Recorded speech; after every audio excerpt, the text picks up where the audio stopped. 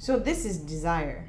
We pray, we wish, we want, we faith, we hope, we want things to happen. This is our desire.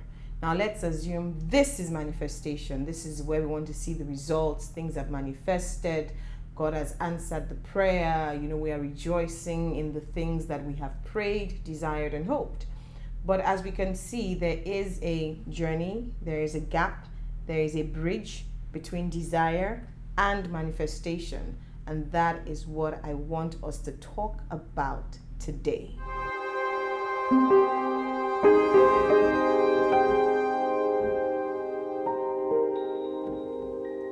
I did a video and I feel like, when I was doing that video, I was telling myself that this video in itself might just be like a jinx.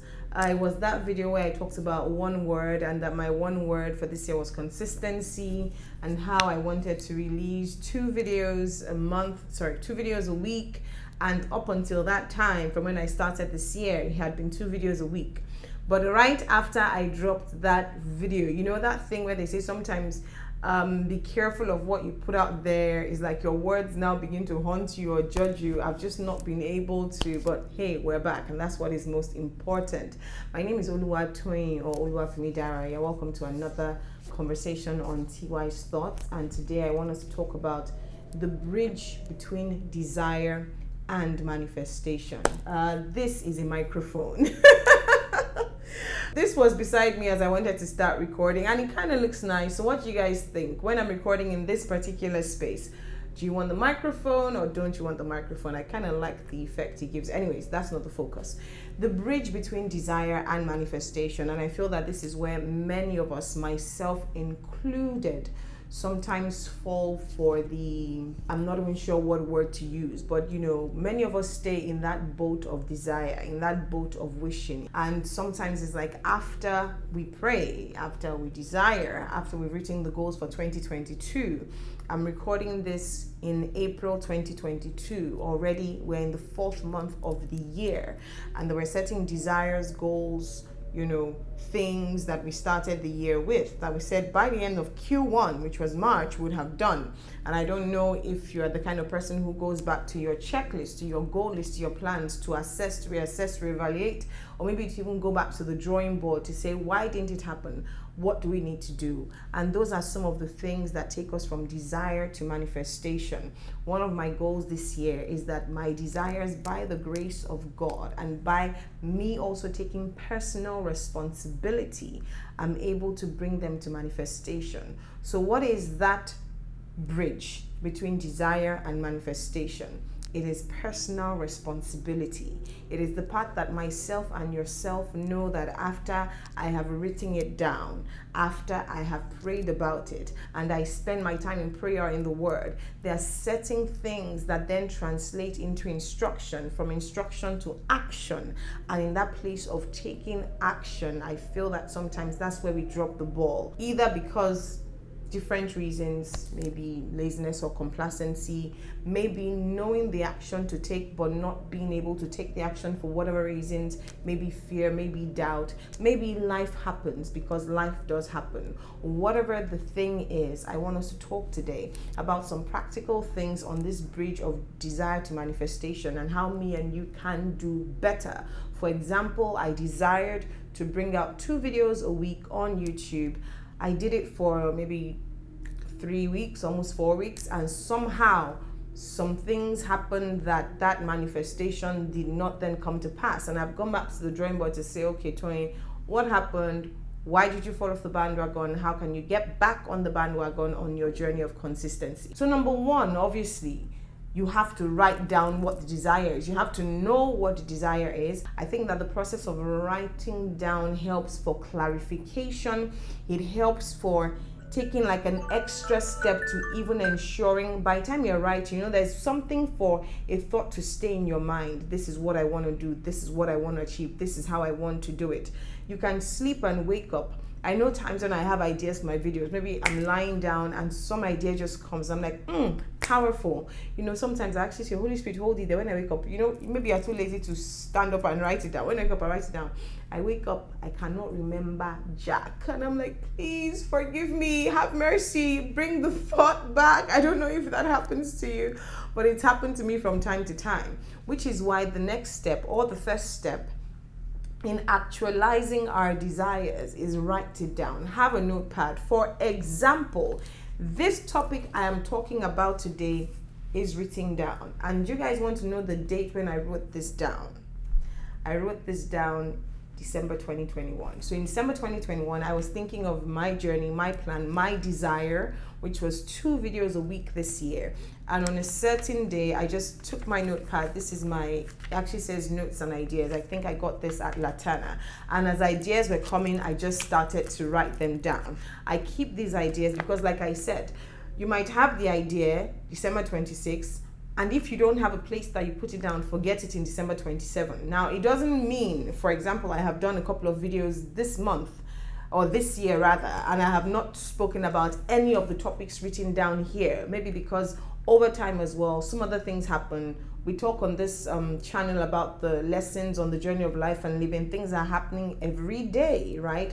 So sometimes I know that these ideas themselves are for keeps. For the day when time, chance, and everything happens, I'm like, yes, I wrote down that idea. It fits what I've just gone through. Let me talk about it. So that's why it's important to write something down. Whether you're a hard copy person like me, or you're a virtual person who has to open notes on your phone and you put it on your phone, never leave an idea in your head. Always have it written somewhere. Some ideas you write down, trust me, you might not even go back to it until 2 years after.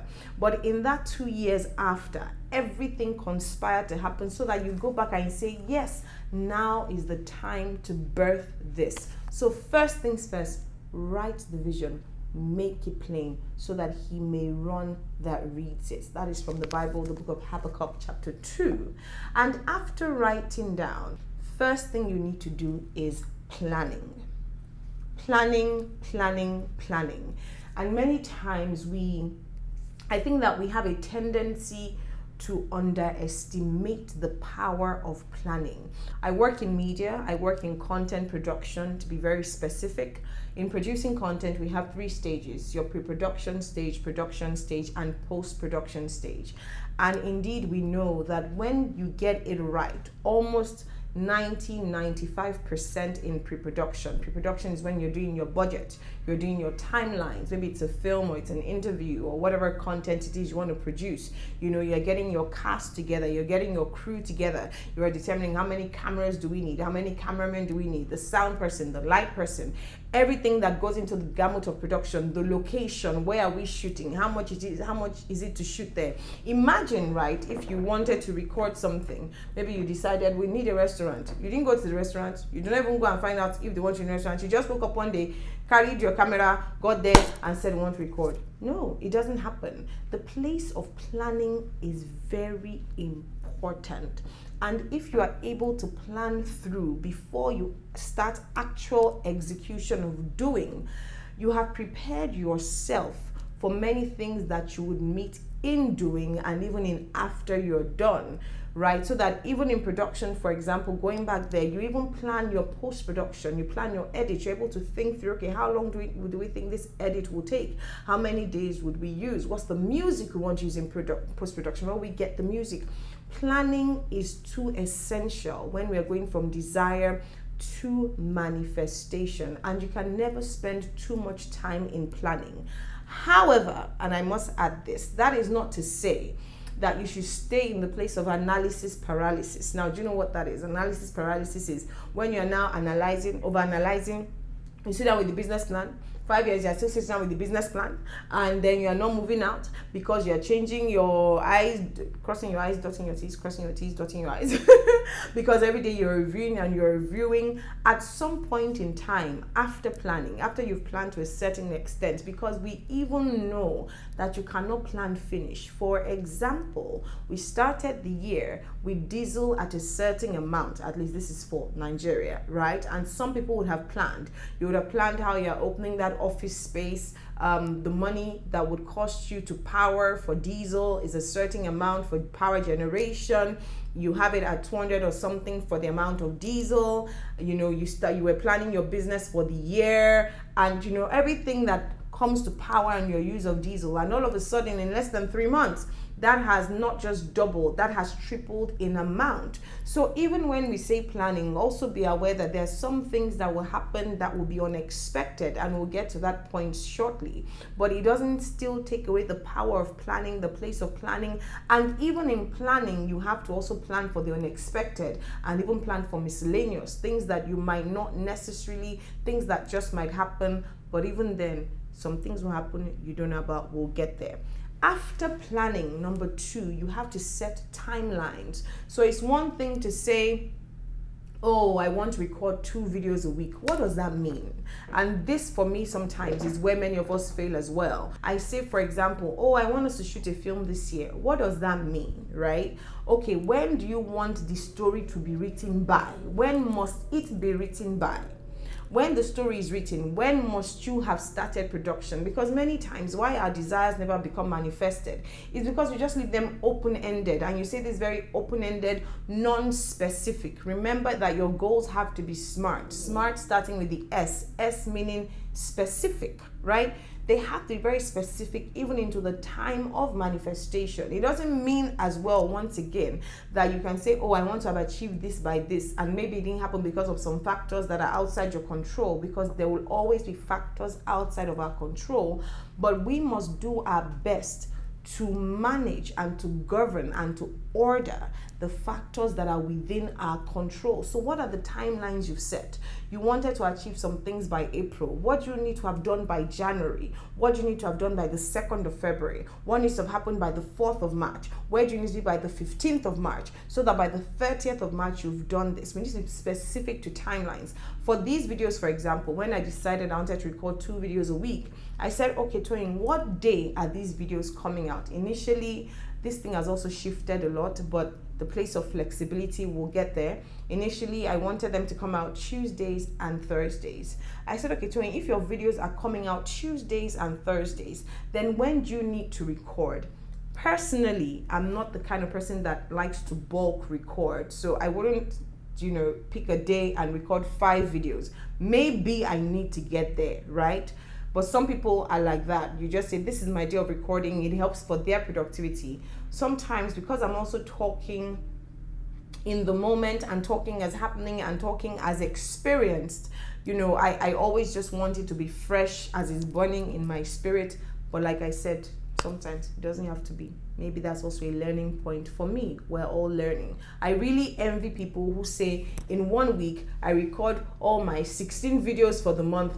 Lord, help me get there. And even if you do that, you can always, in the course of the month, when something else happens that is burning your spirit, record. But hey, that is me. I'm just using that as an example, right? So when I say I want the videos out on Tuesday and Thursday, set timelines. I'm specific to say, if your video has to come out on Tuesday, so when do you need to record?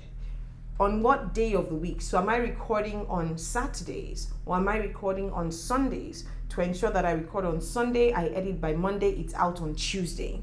For the one that is meant to come out on Thursday, am I then recording on Monday or on Tuesday to ensure that it's ready by Wednesday to come out on Thursday? That is what I mean by timelines. Because if I just said Tuesday and Thursday, the Tuesday and Thursday will come, right?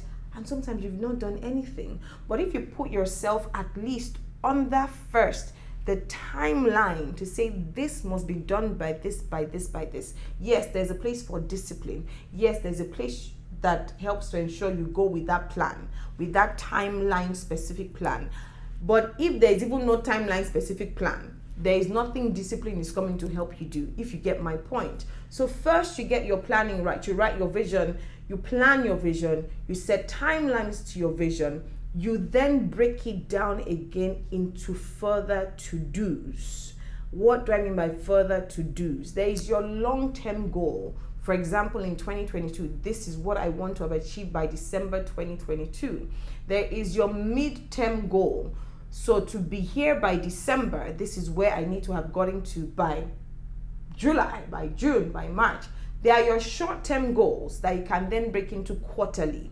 Now, all of these things still depend on your daily to-dos, because as you lay your bed today, so you're going to lie on this and wake up tomorrow, right?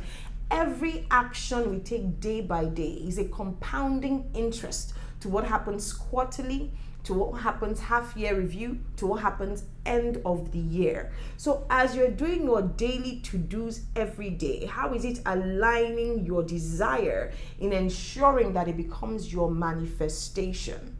It is very important, and everything can be broken down to the barest minimum. So for example, you say you are an author and you want to have written a book by August. What are you doing every day? So are you saying every day I want to have written a paragraph, or every day I want to have written a chapter, or every day I want to have written 2 chapters, to ensure that you then get to your midterm goal of saying by April I have written half of the book. By June, I have written the full book, I've spoken to the publisher, it's going to publish. By July, I have done my launch plan, so that you get to August and you actually release your book. So what are your daily to-dos? How do you wake up every day to review that your plan, to ensure that it is helping to compound into the manifestation that you want? Take a minute to pause and to think about this, because you know there's that quote that says we overestimate what we can achieve in a year and we underestimate what we can achieve in 5 years, because I think of 2 things. Number 1, we are actually impatient. Number 2, we do not actually value compounding interest and the benefit of long-term perspective. Look, this thing about patience and long-term perspective needs to be broken down in another video. I saw a poster of something, so maybe I'll come to talk about that later. And I was looking at that poster and I reached out and I said, this is actually very powerful, because a couple of years ago, and this years ago I'm talking about is like 20 something years, this poster, this person was looking at it as a poster. 20 something years after, you are here on the poster. We actually, especially in this part of the world, we are not built to appreciate long-term perspective. We think everything must happen now. I'm blowing now. Now. Calm down. Plan it. Take your days one day after the other and realize that everything compounds.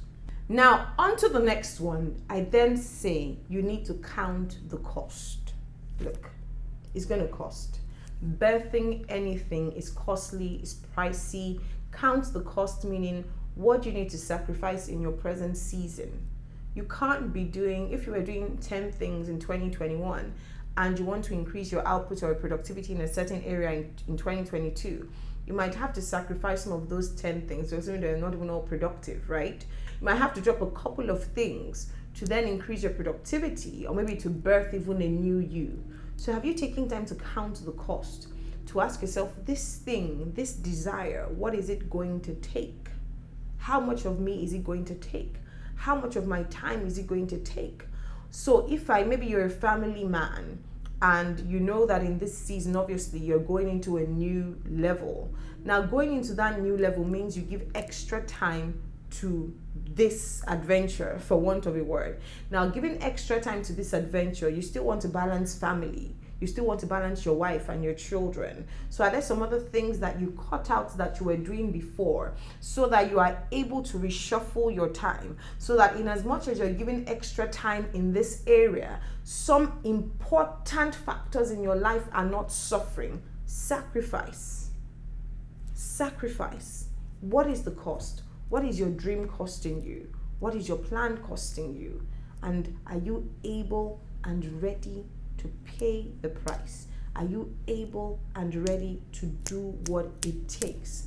And the final thing that I'm going to share on this, there are many other things, but the final thing I'm going to share on this is to expect the unexpected. And I've spoken about that. I touched on that earlier and I said we'll get there. It is that we can never finish planning. You can have timelines and your daily to-dos, and we know that one day you woke up and you did not plan that you're not going to be able to wake up from your bed, maybe because your body started feeling somehow, or you heard bad news, or you lost someone, or the prices of this skyrocketed, too many things. Sometimes it is that uppercut that we didn't see coming that takes us out.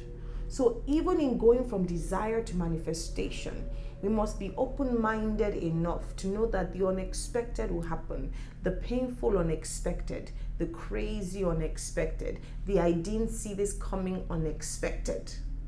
And I always say that if you have that mindset, it's like that scripture that says, in this world you have tribulation. So that when tribulation comes, we don't even spend 1 week or 1 month to first say, hey, why me? Woe is me. But if somewhere in our minds we knew that already the world is a certain way and this is going to happen, when it happens, it doesn't take away the pain, it doesn't take away the confusion, it might not take away the shaking, but because you were semi-prepared that some unexpected things will happen, it lands better. And there's an ability to quickly recover from what might be the shock to continue the journey. So how prepared are we for the unexpected things in our lives to say, okay, this was not part of it. God, this is not how we talked about it. God, we had a plan. God, why did you let this happen? However, I'm not going to stay in depression over this.